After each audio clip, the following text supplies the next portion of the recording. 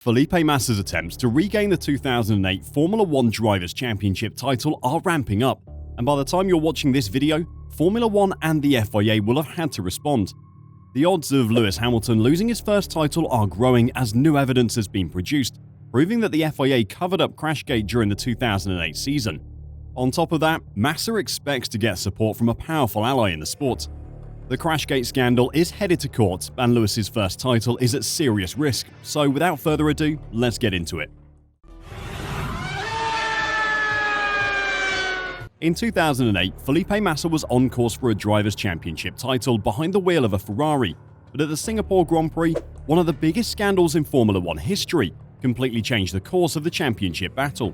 Massa would end up finishing the race in 13th position, while the man who would go on to win the title by 1 point, Lewis Hamilton, finished third. Nelson Piquet's deliberate crash on lap 14, helping Piquet's Spanish teammate Fernando Alonso win the race, was pivotal to Hamilton winning his first Drivers' Championship title. In 2009, it became public knowledge that Nelson Piquet had crashed on purpose to help his teammate win the race and save the Renault team from being withdrawn from the sport.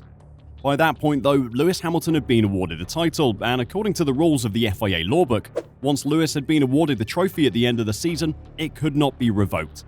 For over a decade, that was the end of that. Then, Bernie Ecclestone gave an interview which changed everything. Speaking to F1 Insider earlier this year, he said, "We wanted to protect the sport and save it from a huge scandal. That's why I used angelic tongues to persuade my former driver Nelson Piquet to keep calm for the time being. Back then, there was a rule that a World Championship classification after the FIA awards ceremony at the end of the year was untouchable. So Hamilton was presented with the trophy and everything was fine. We had enough information in time to investigate the matter. According to the statutes, we should have cancelled the race in Singapore under these conditions. That means it would never have happened for the championship standings. And then Felipe Massa would have become world champion and not Lewis Hamilton." Bernie Ecclestone and Max Mosley's decision to not investigate Piquet's crash until it became public knowledge denied Massa his title, and understandably, he isn't happy about it. Had Formula 1 and the FIA acted with integrity, Massa would have won the Drivers' Championship by 5 points. If the Singapore Grand Prix results had been voided as the rules said they should, Hamilton would never have got that shocking first title in just his second season in the sport. Bernie's comments encouraged Massa to get the result of the 2008 championship overturned, with his lawyers sending an 8-page letter before claim to F1 and the FIA in August, alleging their client was the victim of a conspiracy. The letter, from London-based Enyo Law, set a request for a reply of 14 days, but after responses from F1 and the FIA indicated that 2 weeks did not present enough time for a suitable reply, Massa's legal team set a new deadline of 4 p.m. on Friday the 8th of September for an adequate response to the matter at hand. Should no response be received, his lawyers anticipate being instructed to file claims in the UK High Court. Have the FIA and F1 responded? It's unlikely we'll find out straight away. What we do know is that the FIA and F1 isn't going to be able to just pay off Felipe, as we originally thought. Massa's lawyer, Bernardo Viana, has stated, "The sport has had years to rectify the sham that Felipe, Brazil and Italy have endured. Enough is enough. There is zero patience left. Felipe won the 9th championship for Brazil and the 16th for Ferrari. We will do everything we can to bring the trophy home to Brazil and Italy." The original letter, sent by Massa's lawyers, focused on the money lost by Massa not winning the title. There are the obvious bonuses that Ferrari would have paid him, as well as prize money from Formula 1 itself. Then there is the potential for future contracts to be worth significantly more as well, as sponsors being willing to pay more for his image. More recently, though, their statements have focused more on the title. When Massa's legal action first became public knowledge, Ecclestone tried to deny saying the key lines, telling Reuters, "I don't remember any of this, to be honest. I don't remember giving the interview for sure." Since then, though, there has been further evidence proving that crashgate was covered up until after Hamilton had been awarded the title. Archive footage of an interview with the late F1 race director Charlie Whiting has resurfaced recently. In the video, Whiting had revealed that he was told about Renault's conspiracy to win the Singapore Grand Prix at the 2008 Brazilian Grand Prix before the title was declared.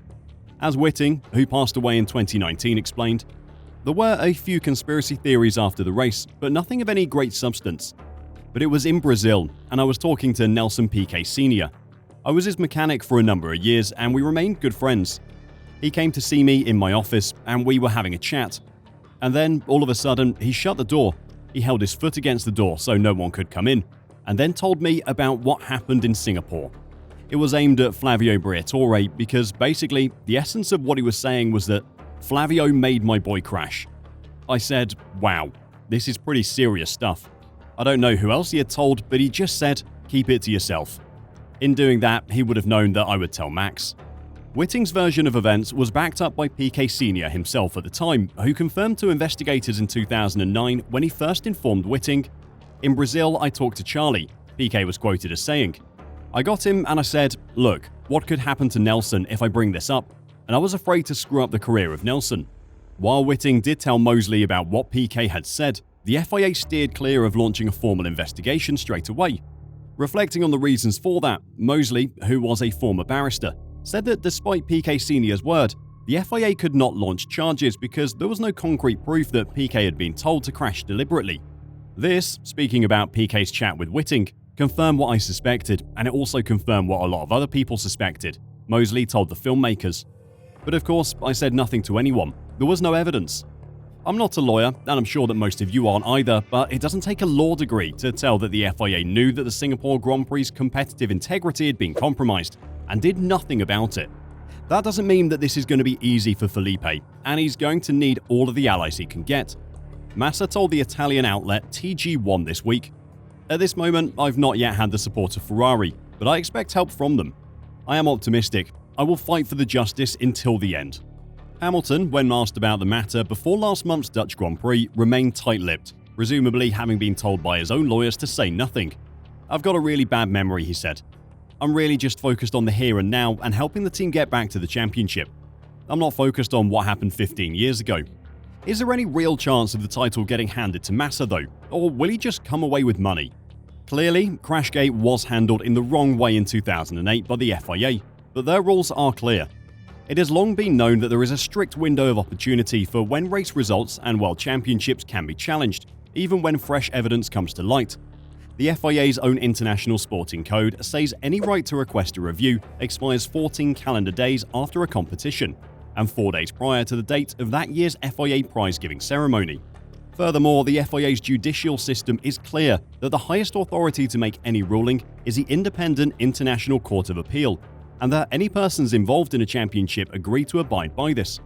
These are regulations that Massa's legal team are well aware of, but they don't see them as barriers to the case. While not wishing to reveal too much about the legal arguments that will be put forward, Massa's lawyer, Bernardo Viana, said, "What I can say for now, without diving into the legal technicalities, is maybe it's precisely this lack of external control that might be one of the issues." Viana also sees no problem in the fact that Ecclestone has now suggested he cannot remember giving his recent interview, nor that the passing of Whiting and Mosley means they cannot be cross-examined. "Irrelevant," said Viana about Ecclestone's claim he forgot what he said. "We are pretty confident with the evidence that we have. More than that, I cannot say at the moment." This case is bringing one of Formula One's darkest days back into the public eye, and anything that was hidden at the time will be brought out in court. The inner workings of the FIA and Formula One in 2008 and 2009 will be on show. Whatever the outcome is, this will not reflect well on either establishment. Do you think Massa will be awarded the title? Or will he have to settle for the money he lost? Let me know your thoughts in the comments down below, and until next time, drive safe and bye for now.